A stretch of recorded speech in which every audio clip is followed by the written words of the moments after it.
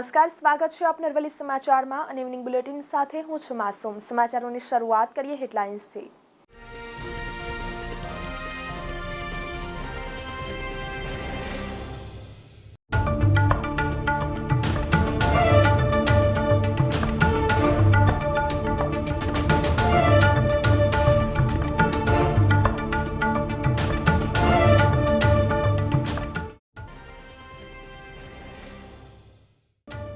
ત્રણ મે થી 7 મે દરમિયાન રાજ્યના અલગ અલગ વિસ્તારોમાં માવઠાની આગાહી। કચ્છ, બનાસકાંઠા અને સાબરકાંઠામાં કમોસમી વરસાદની આગાહી। અમદાવાદ અને રાજકોટ વાસીઓને ગરમીમાં પરસેવે રેબઝીબ થવાનો વારો આવશે। દક્ષિણ પશ્ચિમ રાજસ્થાન પર અપર એર સાયક્લોનિક સર્ક્યુલેશન સર્જાયું।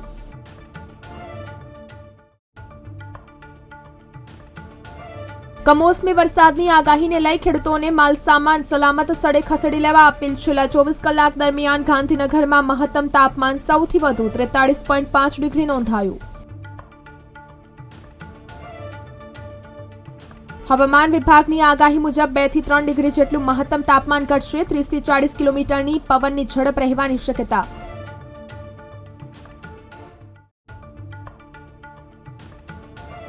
ગેરરીતિ અટકાવવા આ વખતે મહત્વના ફેરફાર કરાયા। સરકારી સંસ્થામાં જ પરીક્ષા કેન્દ્ર ફાળવાયા।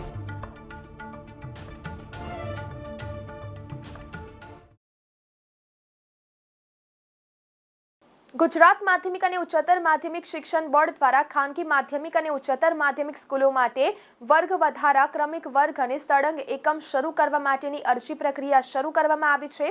સ્કૂલોને 15 જુલાઈ 2025 સુધી ઓનલાઈન માધ્યમથી દરખાસ્ત કરવાની રહેશે। ભાવનગરમાં ગરમીનો પારો ફરી એકવાર 41.6 ડિગ્રી સુધી પહોંચી ગયો છે। હવામાન વિભાગના જણાવ્યા અનુસાર આગામી દિવસોમાં તાપમાન વધુ વધવાની શક્યતાઓ છે। છેલ્લા 5 દિવસમાં શહેરમાં તાપમાનમાં ઉતાર ચઢાવ જોવા મળ્યો છે। સપ્તાહની શરૂઆતમાં 28 એપ્રિલે તાપમાન 42.2 ડિગ્રી નોંધાયું હતું।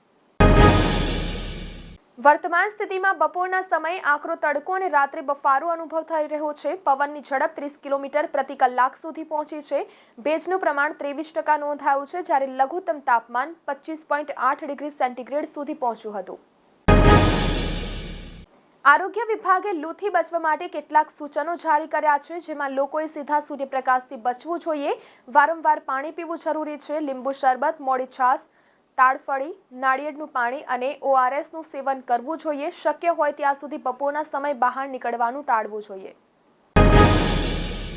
પશ્ચિમ ગુજરાત વીજ કંપની ભાવનગર સિટી દ્વારા હાલ જ્યારે શહેરમાં તાપમાનનો પારો 41 ડિગ્રીથી વધુ નોંધાઈ રહ્યો છે, ત્યારે 5 મેને સોમવારથી તારીખ 7 મેને બુધવાર સુધી જુદા જુદા વિસ્તારોમાં વીજ પુરવઠો બંધ રાખવાની જાહેરાત કરી છે। સવારના 6 વાગ્યાથી તેમજ 11 વાગ્યા સુધી વીજ પુરવઠો મળશે નહીં।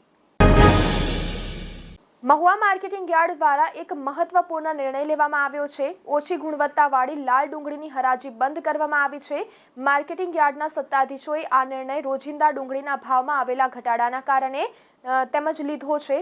લાલ ડુંગળીના ભાવ પણ નીચા જતા આ પગલું લેવામાં આવ્યું છે।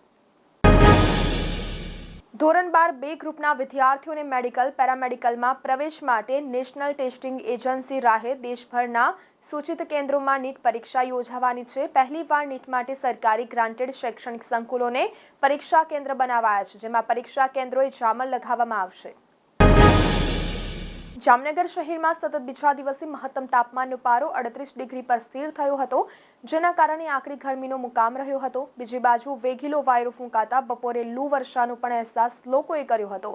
જો કે લઘુત્તમ તાપમાનમાં 1 ડિગ્રીનો ઘટાડો થતાં મોડી સાંજ બાદ લોકોએ આંશિક રાહત અનુભવી હતી।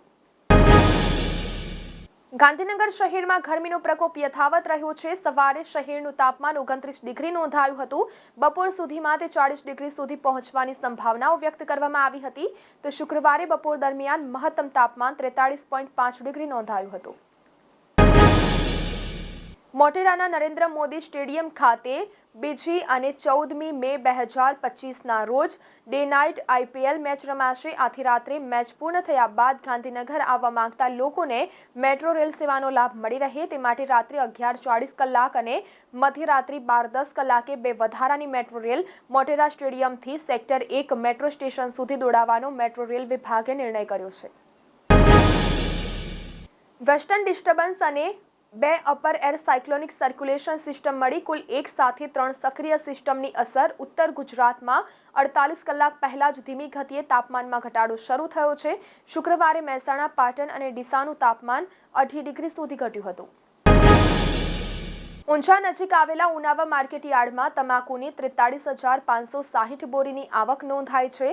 માર્કેટયાર્ડમાં યોજાયેલી હરાજીમાં તમાકુનો સર્વોચ્ચ ભાવ પ્રતિ મણ ₹2,222 નોંધાયો હતો, જ્યારે લઘુત્તમ ભાવ 1,100 રહ્યો હતો.